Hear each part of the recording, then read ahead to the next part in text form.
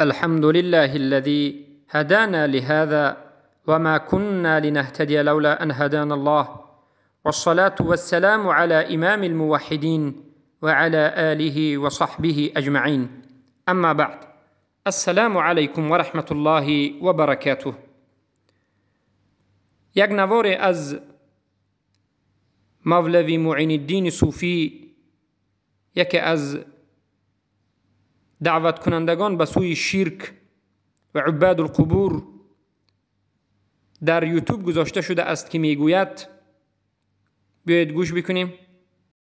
من اشاره کردم در کدام جمعه ما و شما بعد اینکه زیارت قبر رسول الله صلی الله علیه و سلم را میکنیم، مستحب است که 3 بار طلب کنیم که اسألک الشفاعت یا رسول الله، اسألک الشفاعت یا رسول الله، اسألک الشفاعت یا رسول الله. بارک الله فیکم. سخنی این امامی یکی از مسجدهای جامعی که در تاجیکستان هست شنیدید و در یوتیوب هم موقع دارد. پیروانش، متعصبانش در اینجا میگذارند. در سخنش گفته ایستاده است که وقتی که ما قبر رسول الله صلی الله علیه و سلم را زیارت میکنیم، به ما مستحب است، یعنی اجر است و ثواب است که بگوییم اسألک الشفاعت یا رسول الله، از تو طلب شفاعت میکنم ای رسول الله. 3 بار گفتنش مستحب است میکرد، یعنی عبادت است. والعیاذ بالله، مردمی که در این مسجد نشسته اند شاید هزارها باشند و از بالای منبر رسول اکرم صلی الله علیه و سلم به مردم شرک و کفر را تعلیم میدهد. پس آیا طلب شفاعت کردن از انبیا و رسولان و از اولیاء و صالحان از مرده ها جایز است یا نیست؟ و آیا طلب شفاعت کردن از یک انسان زنده که به انجام همون طلب قادر نیست، آیا جایز است یا نیست؟ البته که جایز نیست.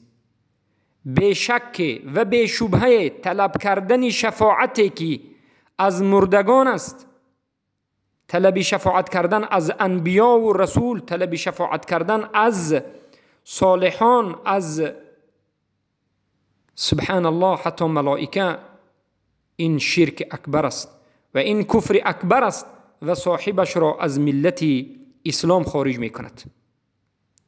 هر کسی که طلب شفاعت را انجام ندهد، خودش از پیامبر، از رسول، از محمد صلی الله علیه و سلم در نزد قبرشون طلب شفاعت نکند، اما این عمل را جایز داند، مستحب داند، این هم به شرک اکبر واقع شده، به ردت واقع شده و از ملت اسلام بیرون است.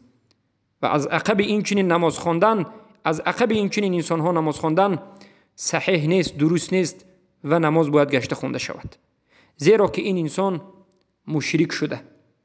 چرا که شرک اکبر را جایز گفته و به شرک اکبر فتوا داده است. بارک الله فیکم.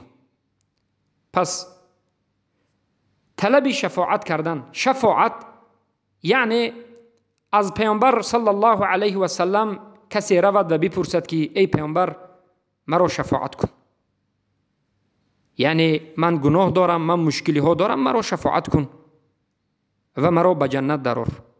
سوال اینجاست که آیا پیامبر صلی الله علیه و سلم قادر هستند که کسی را شفاعت بکنند؟ سوال دوم، شفاعت آیا این از آن الله هست یا که از آن غیر الله سبحانه و تعالی؟ سوال سوم، آیا کسی در شفاعت کردن به الله سبحانه و تعالی شریک شده میتواند؟ کسی دیگری هست که شفاعت بکند؟ نه، بلکه شفاعت این از آن الله هست. شفاعت این حق خاص الله هست. هیچ کسی از مخلوق ها از پیش خودش ابتدا کرده شفاعت کرده کسی را نمیتواند. چرا؟ چرا که الله سبحانه و تعالی میگوید قل لله الشفاعة جمیعا، بگو ای محمد صلی الله علیه و سلم جمیع شفاعت ها، همه شفاعت ها از آن الله هست. هیچ کسی در این مسئله، در مسئله شفاعت همراه الله وجود ندارد، شریک الله نیست. هیچ کسی نمیتواند که از پیش خودش به اجازه و اذن الله شفاعت بکند. سبحان الله. پس هر کسی اعتقاد بکند که رسول الله شفاعت کرده میتوانند، هر کسی اعتقاد بکند که از رسول الله طلب شفاعت کردن جایز است، البته که به شرک اکبر واقع شده است. پس بدانید که لا یملکون الشفاعه، هیچ کسی بجز الله شفاعت انجام داده نمیتواند، در ملکیت شفاعت وجود ندارد.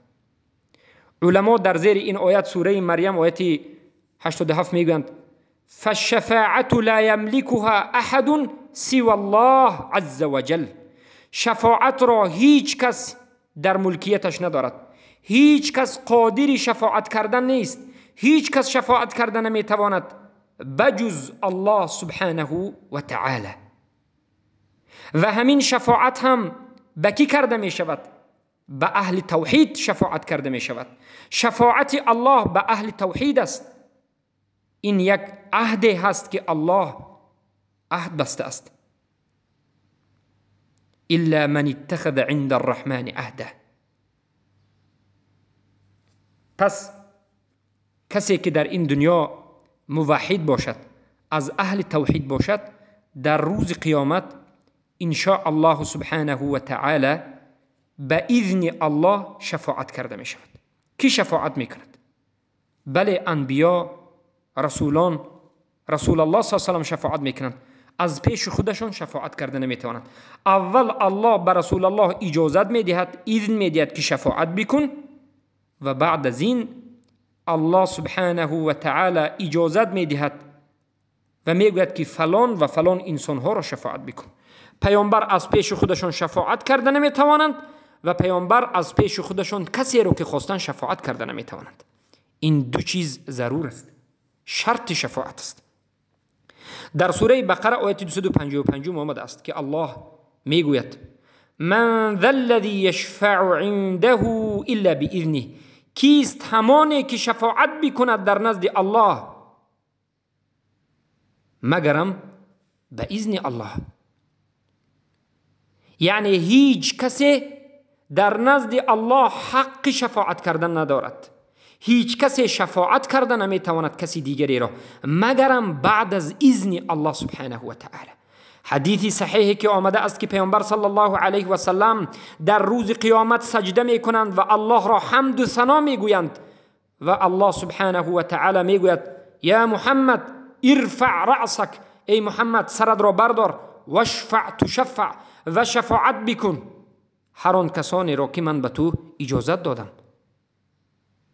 شفاعت کردن را الله اجازت داد و همون کسانی که شفاعت میشوند مشفوع را هم، شفاعت شوندگان را هم الله به رسول الله بیان کرد و گفت فلان و فلان انسان ها را تو شفاعت میکنی، اهل توحید را تو شفاعت میکنی، کسانی که از امت تو از اهل توحید بودند اما کمبودی داشتند، گناه کبیره داشتند، اما نقصان داشتند، در واجبات مشکلی داشتند، امونها را حق داری که شفاعت بکنی. دلیل این در سوره بارک الله فیکم انبیا آیت 28 است که الله میگه ولا یشفعون الا لمن ارتضى، و شفاعت نمی کنند مگرم کسایی را که الله از اونها راضی شده باشد. الله از کسی راضی شود، از همون کس رسول الله صلی الله علیه و سلم شفاعت میکنند. هر کسی که به شفاعت کردن حق دارد از پیش خودش کسی را که خواهد شفاعت کردن نمیتواند، بلکه بعد از اذن الله به خود شفاعت کننده و به شفاعت شونده. از کسی که الله راضی شده باشد همان را شفاعت میکند. این دو آیت شرط شفاعت صحیح را بیان میکند.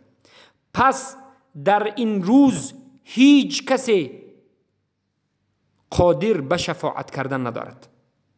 بعد از مردن هیچ کسی قادر به شفاعت کردن ندارد و هر کسی که شفاعت را از غیر الله در این دنیا طلب می کند، از مرده ها، از انبیا، از صالحین، از رسولان، از ملائکه ها، از کسی نباشد، او به شرک اکبر واقع شده است. پس بدانید در این مسئله آیت ها زیاد است. زیاده از 25 آیت در مسئله شفاعت ذکر شده است که الله بیان می کند که شفاعت این حق الله است، به هیچ کسی حق ندارد که شفاعت بکند و بنده حق ندارد که شفاعت را از غیر الله بطلبد. ای اهل توحید، شفاعت را من و شما تنها از الله می طلبیم. از الله می گوییم که ای الله، ما را به شفاعت رسولت نصیب بکن، ما را موفق بکن به شفاعت شدن و به رسولت صلی الله علیه وسلم اجازت بده که ما را شفاعت بکند. اما راست از خود رسول الله طلبی شفاعت کردن، از خود قبر و انبیا طلبی شفاعت کردن، این شرک است. و باید بدانید که همین عملی مشرکین قریش بود، همین عملی بود که پیامبر صلی الله علیه و سلم و همه پیامبران به این کارش آمدند. نظر بکنید قوم نوح چخیلی که در سوره یونس آیت 17 آمده است، یغوث ودا و سواعا و یغوث و یعوق، ود، سواع، یغوث و یعوق را عبادت میکردند. چگونه؟ از اونها طلب شفاعت میکردند. این انسانها ود، یغوث، یعوق، اینها انسانهای صالح بودند. بعد از مردنشون فرزندهای اونها، نبیرگان اونها، بعد از آمده اونها از اونها طلب شفاعت میکردند. میگفتند که ما را در نزد الله شفاعت بکنید. هؤلاء شفعاؤنا عند الله و یدعون من دون الله ما لا یضرهم ولا ینفعهم. دعا میکردند، طلب مسئلت میکردند از انسانها، از چیزهایی که هیچ ضرری به اونها رسانیده نمیتوانستند، هیچ فایده رسانیده نمیتوانستند. یعنی چیزهایی که نه ضرر رسانیده میتواند نه فایده رسانیده میتواند، همونها را طلب شفاعت میکردند، همونها را دعا میکردند، از اونها طلب میکردند و بعد از این میگفتند که هؤلاء شفعاؤنا عند الله، انا منها شفاعت کننده ما در نزد الله هست میگفتند. قوم نوح چرا مشرک شدند؟ برای آن که طلب شفاعت کردند از اولیاء، از صالحین. و این چنین اگر نظر بکنید به قوم ابراهیم علیه السلام، میبینید که انسانهای صالح را، هیکلش را تراشیدند و گفتند که انا منها شفاعت کننده ما است. نظر بکنید به یهودی ها گفتند که عزیر ما را در نزد الله شفاعت میکند و عزیر را همیشه در قبرش دعا میکنند و میگویند که ما را در نزد الله شفاعت بکن. نظر بکنید به نصارا، امروزه که شما میگویید خریستیان ها، این نصارا که عیسی را طلب میکنند و مادر عیسی را، مریم را طلب میکنند که ما را در نزد الله شفاعت بکنید. شرک قوم نوح، شرک قوم ابراهیم، شرک قوم موسی و شرک قوم عیسی که امروز اینها از اهل کتاب وجود دارند، همه اشان در شفاعت بود. طلب شفاعت از مرده ها، یا که از صالحین، یا که از اولیاء، یا که از انبیا میکردند. و این چنین نظر بکنید به قوم مشرکین قریش در جاهلیت، اونها لات، منات، عزا، 3 هیکل داشتند. این هیکل ها از کجا به وجود آمده بود؟ انسان های صالح وفات کردند، همون انسان های صالح را، هیکلش را، صورتش را تراشیدند، ساختند و بعد از این بین خود و بین الله واسطه گرفتند، دعا کردند، طلب کردند. چرا؟ شفاعت را. گفتند ما را در نزد الله شفاعت بکنید، ما به شما ذبح میکنیم، ما را در نزد الله شفاعت بکنید. طلب شفاعت از عزا، منات و از لات کردند. از همین جهت علما میگویند که تمام پیامبران آمده اند بر ضد شرک شفاعت و به همین خاطر شمشیرها بالا شده است. پیامبر صلی الله علیه و سلم به مشرکین قریش گفتند ای مشرک ها، شما غیر الله را عبادت نکنید، چرا که دعا کردن این اولیای هایت که شما به خود اولیا گرفتید، دعا کردن این بت ها از لات و منات و عزا، این عبادت غیر الله است. مشرکا چی گفتند؟ گفتند که ما نعبدهم الذين اتخذوا من دونه اولیاء، آنهایی که بجز الله به خودشان اولیا گرفته بودند. چی می گفتند؟ ما نعبدهم، ما این هیکل ها را، این بت ها را، این وثن ها را عبادت نمی کنیم، بلکه الا لیقربونا الی الله زلفا، مگرم به خاطر این که ما را به الله نزدیک بکنند. یعنی شرک مشرکین انمین واسطه گرفتن، انمین طلب شفاعت کردن بود. چخیلی که در سوره یونس هم به شما بیان کردیم و یدعون من دون الله ما لا یضرهم ولا ینفعهم، بجز الله یک چیزی رو دعا میکردند که نه ضرر میرساند نه فایده میرساند. و بعد از این چی میگفتند؟ هؤلاء شفعاؤنا عند الله، انا منها ما رو در نزد الله شفاعت میکند. امروز هم از امت محمد صلی الله علیه و سلم کسانی هستند که خود را مسلمان میدانند، از امت پیامبر میدانند، پیرو قرآن و سنت میدانند، اما چه خیلی که مشرکین منات و لات و عزا را عبادت میکرد، چه خیلی که قوم نوح، ود، یغوث و یعوق و نصر را عبادت میکرد، امروزه امتی محمد صلی الله علیه و سلم میرود و پیامبر را عبادت میکند، از پیامبر طلب شفاعت میکند. انمین شرک اکبر است و انمین شرک مثل شرک قریش است. قریش اولیاء و صالحینی که در قومشون بود طلب شفاعت میکرد و پیامبر اینها را مشرک گفتند. امروزه به نام مسلمان ها پیامبر را عبادت میکند و طلب شفاعت میکند. چی فرقی دارد؟ الله شفاعت را از همه انکار کرد و گفت شفاعت لله جمیعا، فقط از آن من است. و کسی بیاید از غیر الله طلب شفاعت بکند به شرک اکبر واقع شده است. پس این است حقیقت و این است آیت های قرآن. هر کسی که امروز به زیارت قبر پیامبر صلی الله علیه و سلم برود، البته که خطا کرده است، بلکه تمام حدیث هایی که در باب فضیلت زیارت قبر پیامبر صلی الله علیه و سلم آمده است ضعیف است و موضوع است و باطل است و متروک است. یگان حدیث صحیح وجود ندارد که گفته باشد که زیارت کردن قبر پیامبر این فضیلت دارد. بله روایت ها هست، در سند است، در مسند است، اما همش ضعیف و موضوع است و باطل است. از همین جهت برای زیارت رفتن جایز نیست، این عمل حرام است.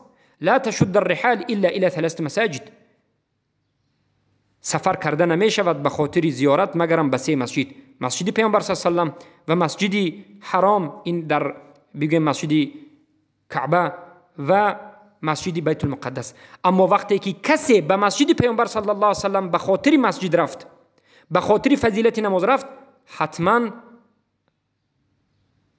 در اونجا قبر پیامبر را میبیند و زیارت میکند، قبر پیامبر صلی الله علیه و سلم را سلام میدهد. اما ای پیامبر من از تو طلبی شفاعت میکنم، ای پیامبر اسألوک شفاعت یا رسول الله، یا رسول الله من طلب شفاعت میکنم نمیگوید.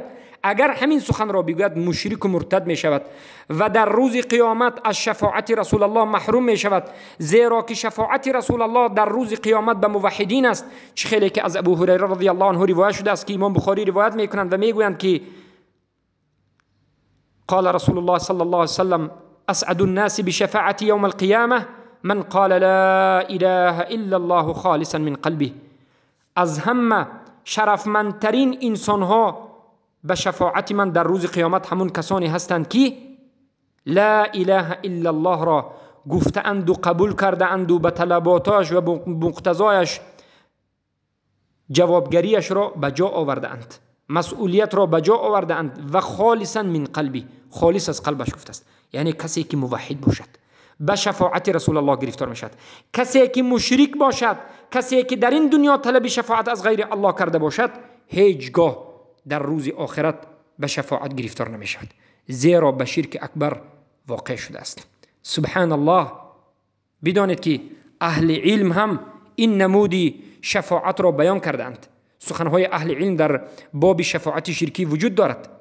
ببینید قرطبی را شما، ابن تیمیه را قبول ندارید، محمد ابن عبدالوهاب را قبول ندارید، علمای اهل سنت را قبول ندارید. نظر بکنید به قرطبی در تفسیرش در آیه سبا، در زیر آیه سبا میگوید ولا تنفع الشفاعه،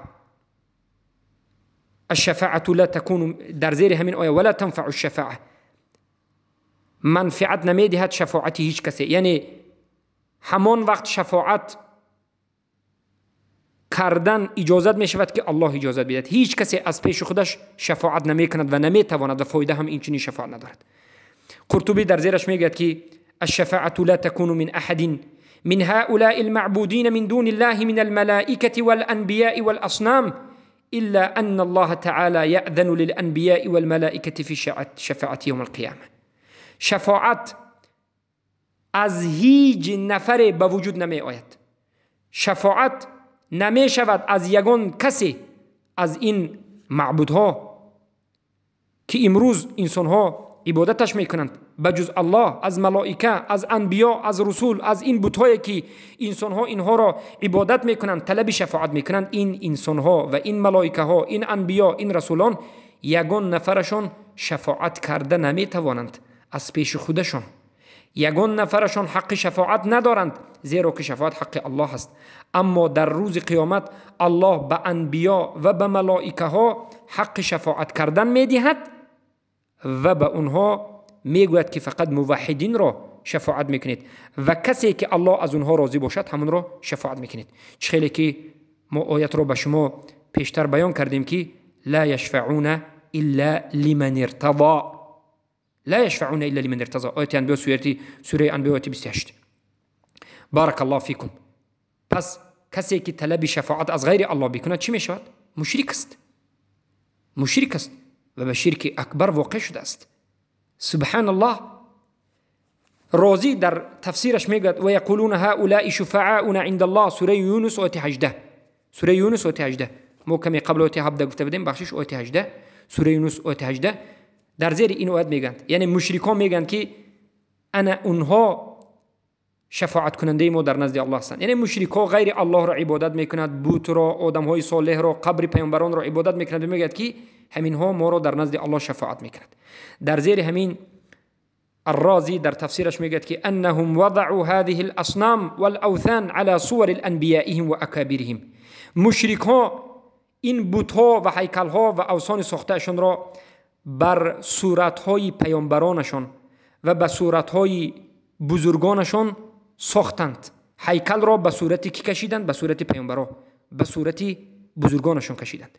و زعموا و گمان کردند که انهم متى اشتغلوا بعبادت هذه التماثيل فان اولئك الاكابر يكونون شفعاء. و گمان کردند که هر زمانی که اگر این بت‌ها را بپرستند، این انبیا و رسولان را بپرستند و عبادت بکنند، انبیا و رسول در نزد الله آنها را شفاعت میکنند. سبحان الله. و این چنین میگند به مانند همین امروز انسان‌هایی که بسیار است از خلقی که قبرهای بزرگوارشان را، قبرهای انبیاء را، قبرهای رسول الله صلی الله علیه و سلم را، قبر رسول الله و دیگر رسولان را عبادت میکند و گمان میکند که اینها شفاعت میکنند و طلب شفاعت میکنند. همشون این عملشون چی است؟ قبر پرستی است، بزرگ داشتن قبر است و اینها هیچ شفاعتی کرده نمیتونند. ابن القیم الجوزی میگویند وله الشفاعة كلها وهو الذي في ذاك يأذن للشفيع الداني لمن ارتضى ممن يوحده ولم يشرك كما قد جاء في القرآن. همه شفاعت از آن الله است، کل شفاعت، جمیع شفاعت از آن الله است و الله به کسی خواهد شفاعت کردن را اجازت میدهد. اگر الله اذن ندهد، اجازت ندهد، هیچ کسی حق شفاعت کردن ندارد. پس الله این چنین از کسی راضی شود همون کس را شفاعت کننده ها شفاعت میکنند. هر کسی که شفاعت را غیر از الله میطلبد، شفاعت را از غیر الله میطلبد، پس او مشرک است. و در این باره شفاعتی مشروع، بگیم شفاعتی که در روز قیامت می شود و شفاعتی که شرکی هست و طلب شفاعت از پیامبر صلی الله علیه وسلم این شرک بودنش، ابن القیم الجوزی در کتاب اغاثة اللهفان و مدارج السالکین و جواب الکافی سخن کردند. پس ای برادرم، ای خواهر موحدم، بدان که طلب شفاعت کردن امروز از قبرها، یا که از یک آدم زنده بگوید که ای مرا در نزد الله شفاعت بکن، این همه سبحان الله از شرک اکبر است. و همین عملی مشرکین بود که در سوره زمر آیه 3 آمده است: الا لله الدین الخالص الذين اتخذوا من دونه اولیاء ما نعبدهم الا ليقربونا الى الله زلفى. و همین عملی مشرکین است که در سوره یونس آیه 18 آمده است: و یقولون هؤلاء شفاعنا عند الله. مشرکین هم گمان میکردند که اولیا و انبیایشان اونها را شفاعت میکند. پس با این همه حجت ها، با این همه سخن ها فهمیده شد که مولوی معین الدین این غلات صوفی هست، این از عباد القبور است و به همین اعتقادش و به همین فتوایش مشرک شده و از ملت اسلام بیرون شده و بریده واقع شده و باید توبه بکند. و از عقب این انسان نماز خواندن جایز نیست، نماز باطل است، انسان باید گشته بخواند تا همان روزی که این مولوی توبه بکند. پس ای مولوی، توبه بکن و از شرک و از کفر به سوی توحید بازگرد، به سوی قرآن و سنت